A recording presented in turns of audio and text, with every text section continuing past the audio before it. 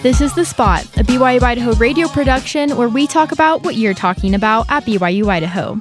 Today's hosts are me, Celeste Simmons, Noah Timpson, and Candy Zilalu, and our special guest, Bill Riggins. The views and opinions of this podcast are not that of BYU-Idaho Radio or the university and are solely the opinions of the hosts. All right, I'm very excited for today's episode. We're talking about something pretty major that's recently happened on campus, and that is changes to the honor code, to dress and grooming, the ecclesiastical endorsement, all of that stuff. So we have really fun people on the podcast today, and Brother Riggins, if you want to introduce yourself, talk about your title here on campus and what you do, and give a little introduction. Yeah, I'm the director of the BYU-Idaho Student Honor Office, and so we deal with the student honor every day of our lives. And so these changes that came through on August 24th were primary for us. So it's appreciate the opportunity to be able to talk about them. And here, our other hosts are also students here at BYU-Idaho. So we're kind of in the, I feel like Brother Riggins is like on the front lines of it. And then we're like experiencing all of these new changes, which is really cool and fun. And we just first want to talk about the comparisons of the old versus the new. So there's three main areas where there have been changes. The first is the student ecclesiastical endorsement. And Brother Riggins, if you could touch about what the ecclesiastical endorsement is for those that don't know, and what changes have been made there. Yeah, so every student here at BYU-Idaho has to receive what's referred to as an ecclesiastical endorsement. That's an interview with a bishop, and they would ask certain questions about their worthiness, about their willingness to live the honor code, and so on. And that was the old one. The change here is dramatic and wonderful, actually. The ecclesiastical endorsement now will still be by a bishop, but it's centered more on testimony, more on worthiness, and it separates the bishops, the ecclesiastical leaders, from the university per se, right, or from the standards of the university. So if you think of it this way, there are doctrinal things, and then there are institutional things, right? The ecclesiastical leaders are dealing with the doctrinal things. We're dealing, BYU-Idaho and us in the student honor and you as students, you have some institutional mandates and responsibilities, and it has separated them from that. Where in the past, a bishop would also ask questions that it related to honor code standard, dress and grooming, and those kinds of things. They're not into that business anymore. And when is that going to be effective, that change? It's effective. It was effective immediately on August 24th, which is so all new students, all the returning students who need to renew their ecclesiastical endorsements, they will be asked the new set of questions. And by the way, those questions were made public, so students can actually go up, look in, and take a look at what questions will be asked by the bishops. Very cool. And then the second change that we want to talk about is the CES honor code. And if you could just touch on that. Yeah, so when we talk about the CES honor code, it's the Church Educational System honor code. That honor code covers all the universities, and it always has. Those are doctrinally based, principle-based things that covered everyone. So the reality is there were very, very few changes in the actual honor code. The changes that were made, they just highlight their role in accomplishing the religious mission of CES. So the honor code, I feel like I get this confused in my head a little bit. It doesn't have anything to do with the dress and grooming principles. Right? Beautiful question, by the way. Beautiful confusion because that's what happens is we normally reduce the honor code to dress and grooming, right? and that's a sad thing, actually. It's the honor code, and within the honor code, there's dress and grooming. So there's a lot of the points in the actual honor code itself, right? Maintaining ecclesiastical endowment, being honest, living a chaste life, abstaining from alcohol, participating regularly in church, right? That's the honor code. And just one point within the honor code is that obeying the laws and following campus policies, including CES dress and grooming standards, right? So you have this big umbrella, and within that umbrella, there's the dress and grooming. Okay, so under the honor code also comes like the curfew and all of those things as well? Well, yes and no, but again, part of the confusion, right? So if that sentence that I just quoted, right, obey the law and follow campus policies. So campus policies are maybe some policies such as apartment living standards, right?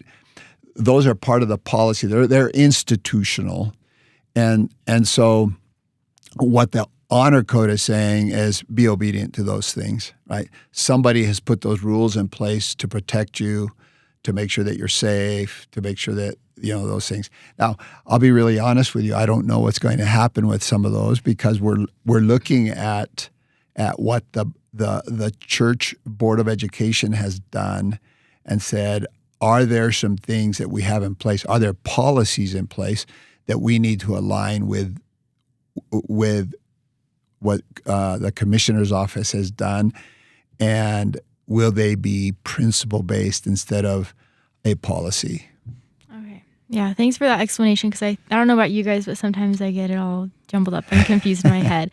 So, yeah, the dress and grooming principles and expectations, that's within underneath the umbrella of the CES honor code. And that leads us into the next point that we want to talk about, which is the dress and grooming principles and expectations here at BYU-Idaho, which is probably the change that people are most excited about and most talking about.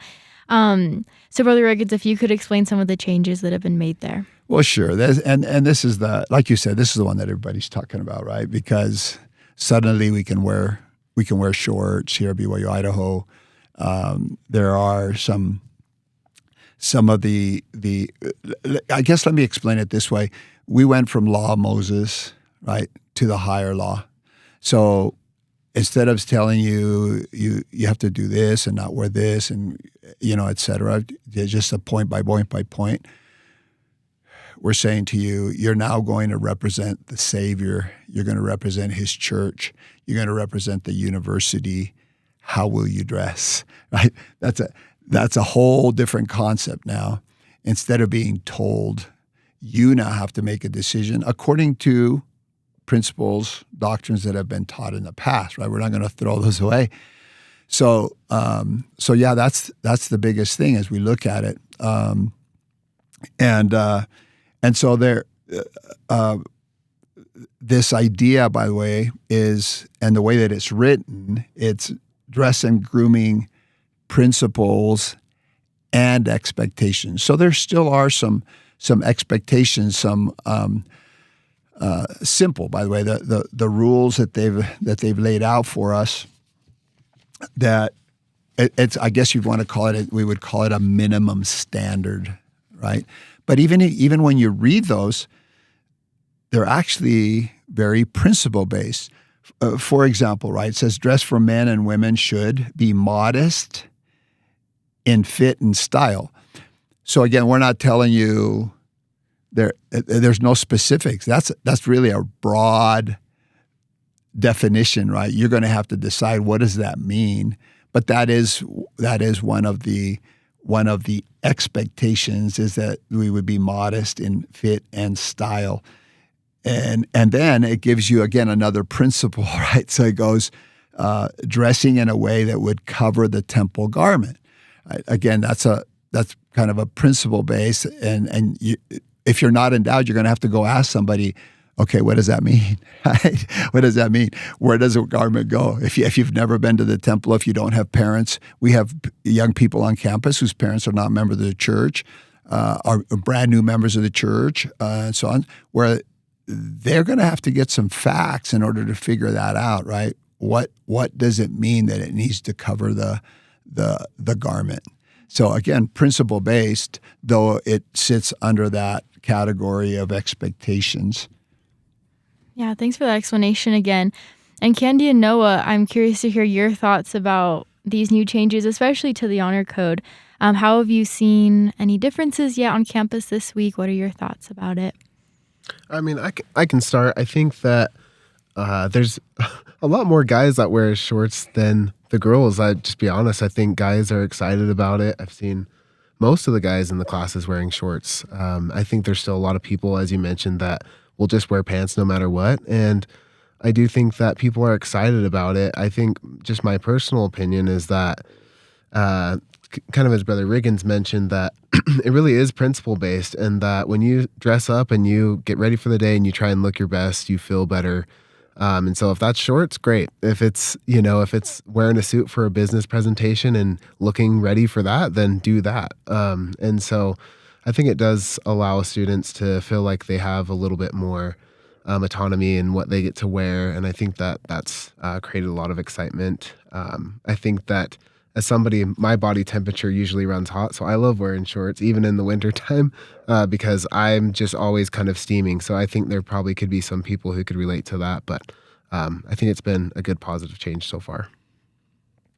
Yeah, I'm not really a shorts girly. Like, I'm probably going to keep wearing my pants. But I will say, as Brother Riggins explained, I really like the new change because I feel like it's more like it revolves around more what the church is about, which is agency, and I feel like it's really giving students the chance to practice that agency. So it's kind of like how your parents raise you your whole life, and then like one day they just let you go and they're like, okay, I've taught you everything you need to know. Now I trust that you're going to apply it. And so I feel like it makes us feel, at least most students that I was talking to today, it makes them feel more like, yeah, like we got this. Like they trust us enough not to show up in like booty shorts to class. But yeah, I think it's a good change, to be honest. I love your comparison, by the way. I love this idea of being raised by your parents and then being let loose, right? I think when our parents do let us go, we don't forget everything that our parents taught us, right? We're going to continue to use that knowledge that we gained from mom and dad who love us so very much, right? Yeah. So the idea behind being principle-based, sometimes we hear this idea that well, I don't have to anymore, right? Or it doesn't say that I can't, or whatever it might be. But again, like a good child leaving home, right? You're not going to forget everything that's been taught to you the last 25 years or 21 years or 18 years of your life by prophets, seers, revelators, mom, dad, bishops, scripture, et cetera, right? And that's how we make decisions. And when we use that, then we're going to make correct decisions. That reminds me of something I heard a long time ago about when Elder Holland was president of BYU. And I don't know if they had made changes to the honor code at that time or what it was exactly. But students were questioning if jeans were okay to wear on campus because I guess at the time jeans weren't professional. Yeah, it wasn't professional, and you had to dress professional on the campus of BYU and stuff. So students were debating about that. And Elder Holland was just like, does it matter what material your clothes are made out of? Like, that's not what BYU is about. That, we're here to be disciples of Jesus Christ, to become like him, to become better people.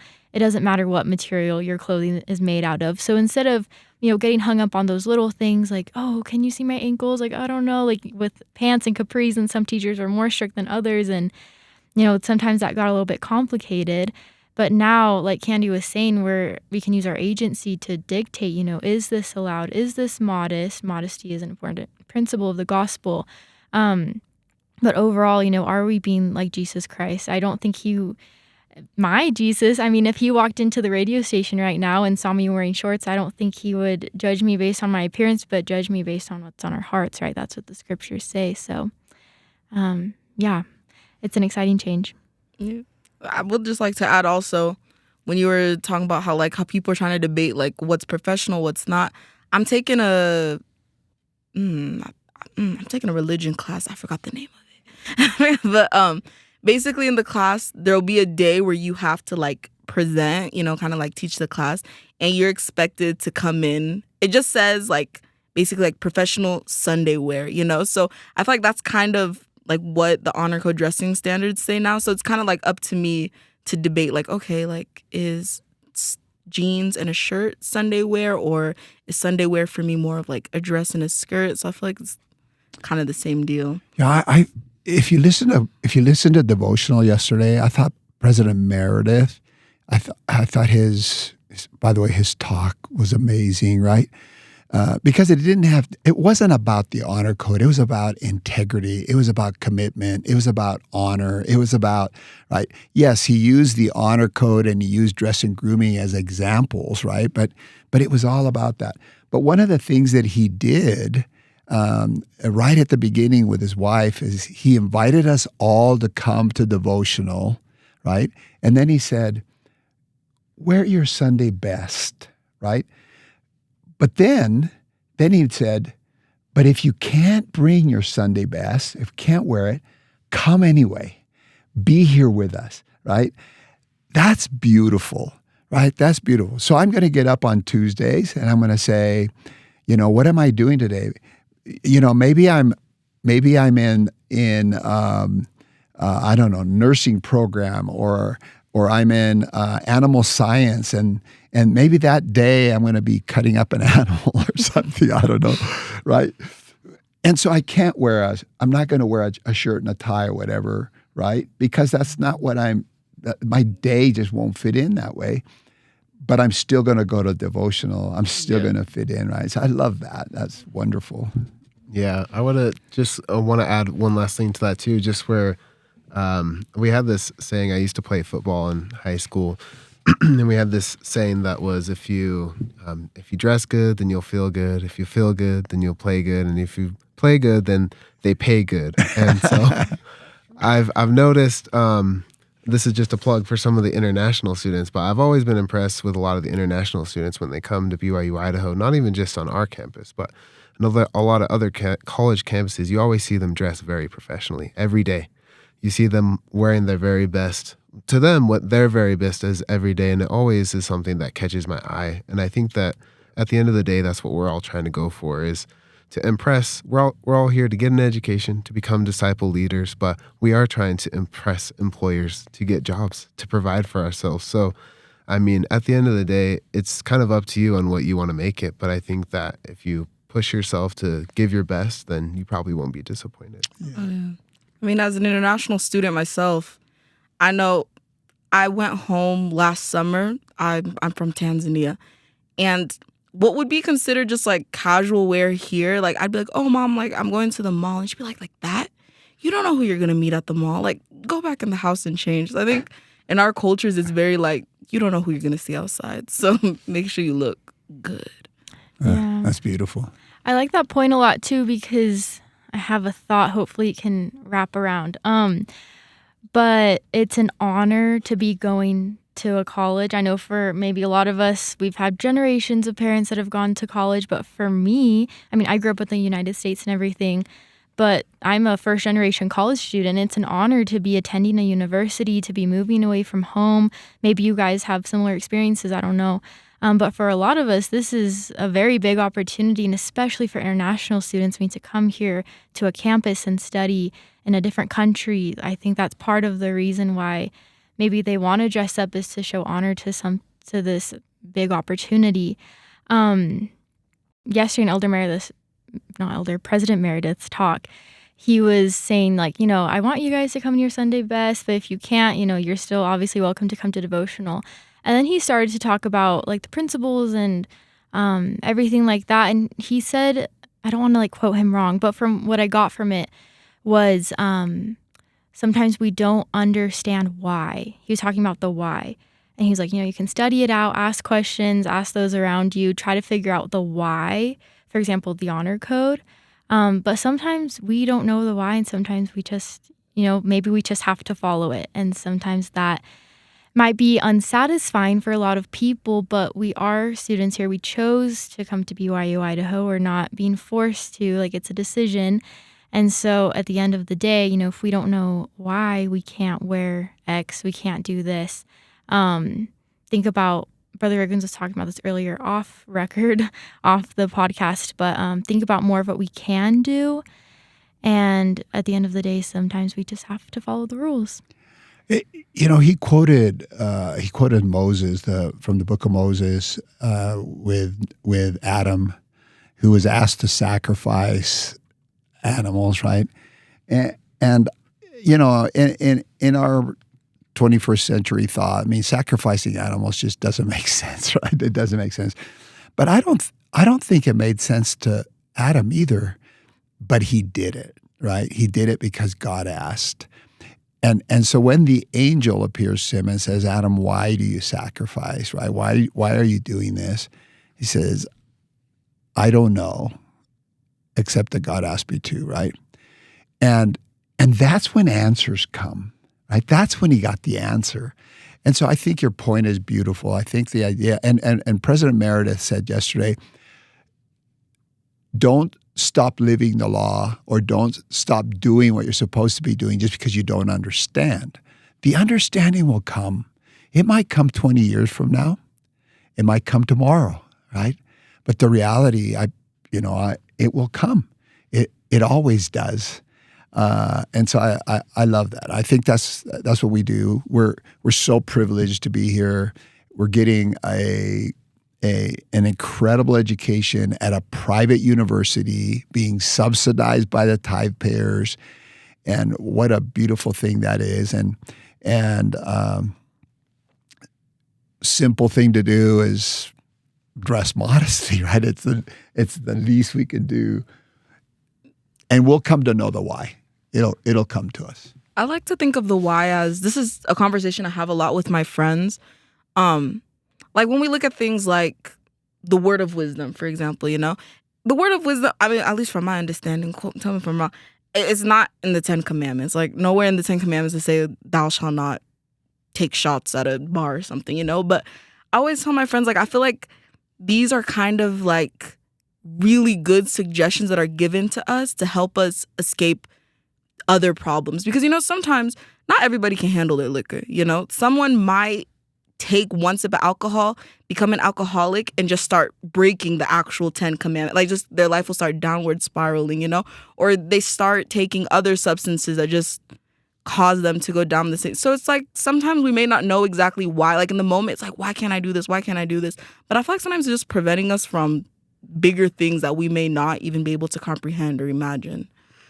Yeah. And I think going along with that, I think at the very least, it's that inner peace, right? Because we all signed up to be here at school. We all check the box, And a lot of times with terms and conditions with most things, we don't get to accept it. It's like, in order for me to continue on this app, I have to say yes.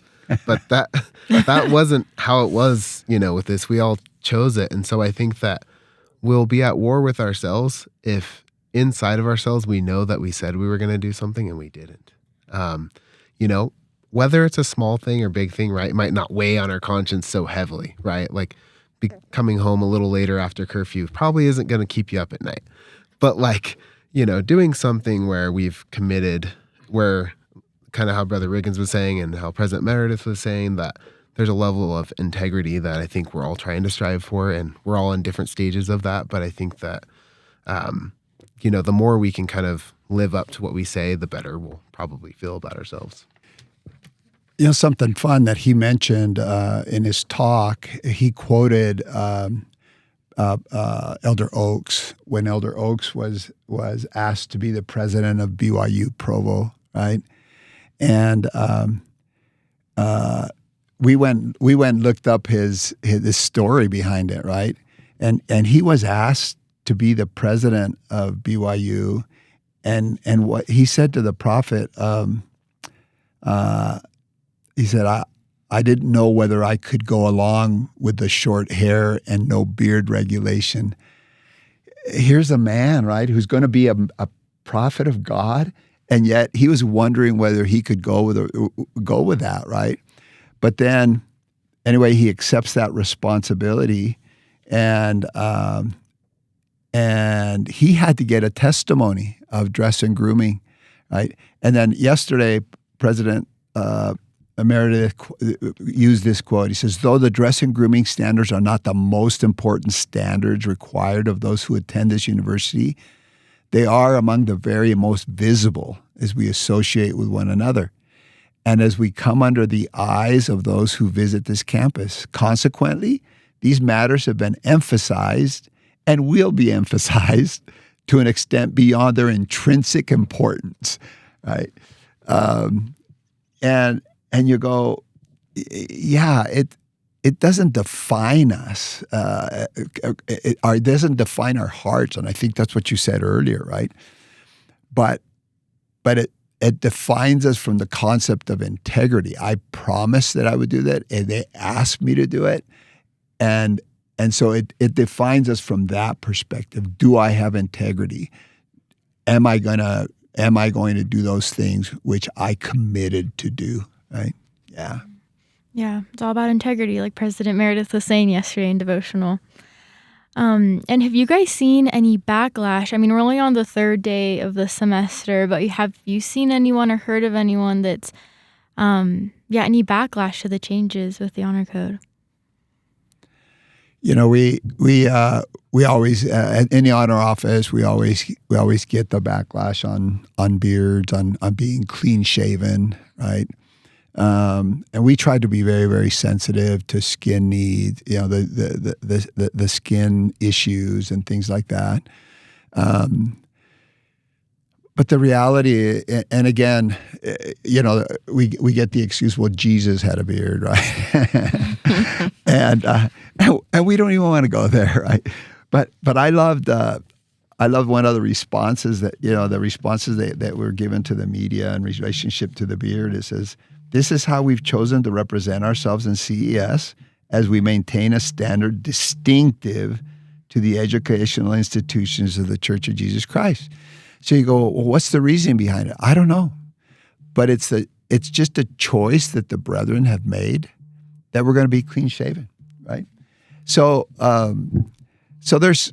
we're always going to get, there's, as I mentioned to you off the record right before we came on, we're never going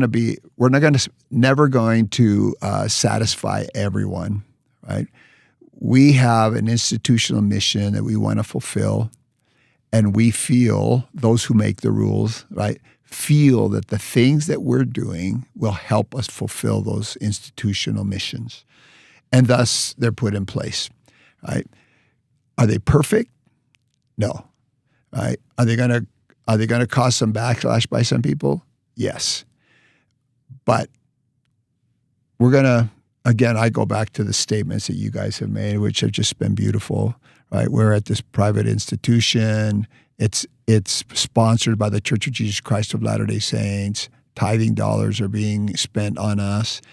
And is it that hard, right? Is it really, really that hard to do what they've asked us to do? So, yeah. Thank you. To kind of wrap it up, I just have one last question for everyone is, what are you excited to see change here on campus? Or what do you hope will change for the better here at BYU-Idaho because of these changes? For me, I feel like these changes are just like really going in the right direction. Like I see, because, you know, this isn't my opinion, but I have heard people sometimes refer as like to the honor code and just like different standards of the honor code, making them feel so restricted, like, oh, we're adults, like why can't we be trusted with this, why can't we be trusted with that? So I feel like people are starting to feel like more, you know, like, oh wow, like we're being, you know, treated like responsible adults who won't show up to class like half naked, like, you know. And I feel like as these changes keep progressing, it'll make people feel more like just trusted, you know. And I feel like it'll even make the relationship between administration and students a lot better, because I mean, when you're 20-something, you do want to feel like you can be trusted with certain things to a certain extent. And it's not fun butting heads with administration every other day. So I feel like with this small change, as the years go by, I mean, I'll probably come back to BYU in like 5 years and things will be a lot different.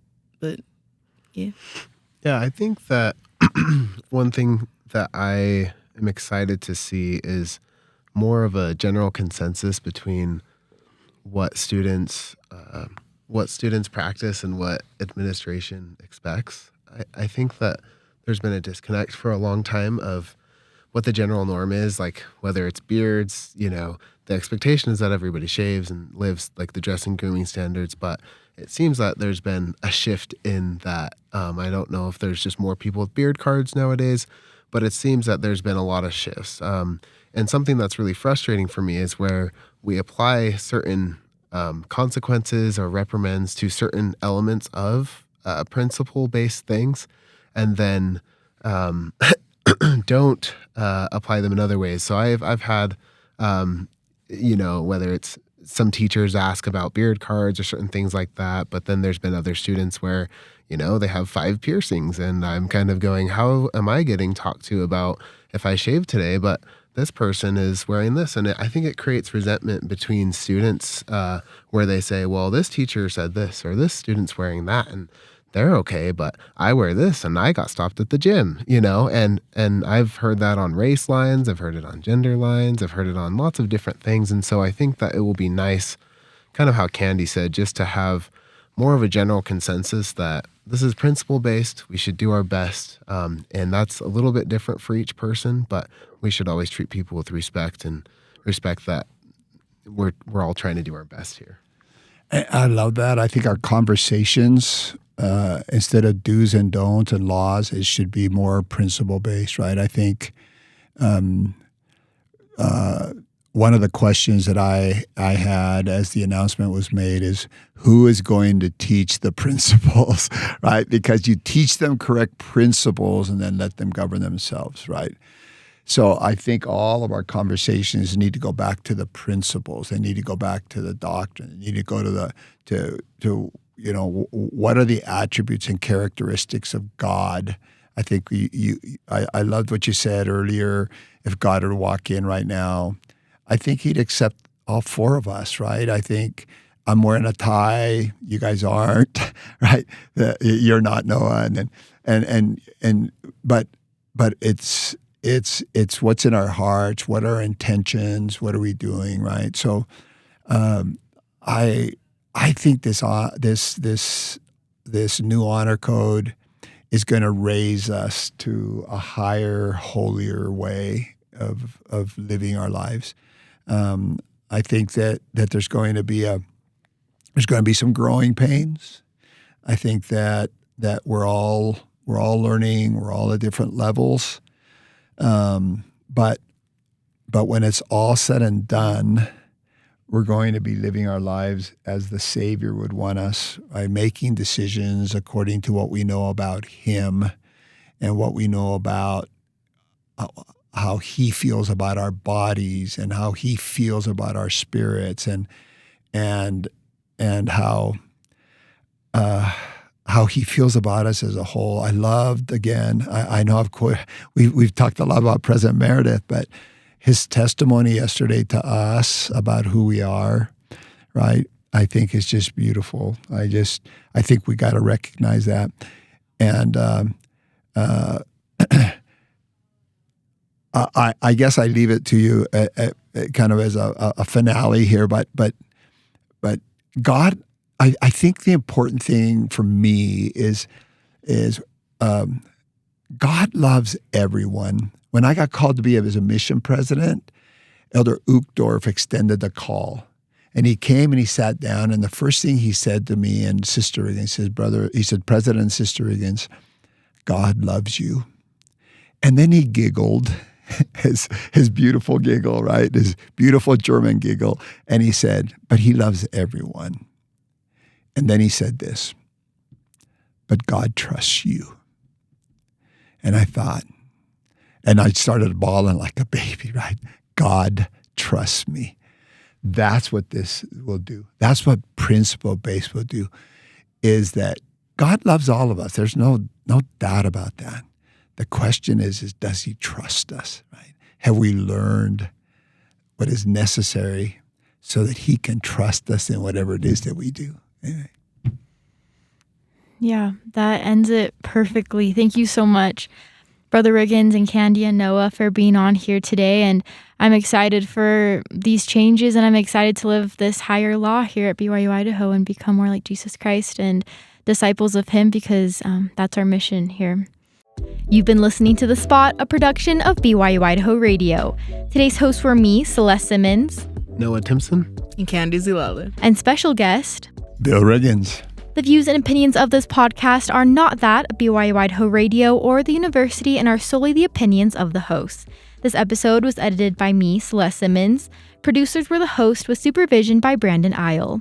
Our theme music is Finding Happiness by DJ Quads and The Perpetual Ticking of Time by Artificial Music. To listen to more episodes of The Spot, like and follow us on social media or visit our website byui.edu/radio and click podcasts.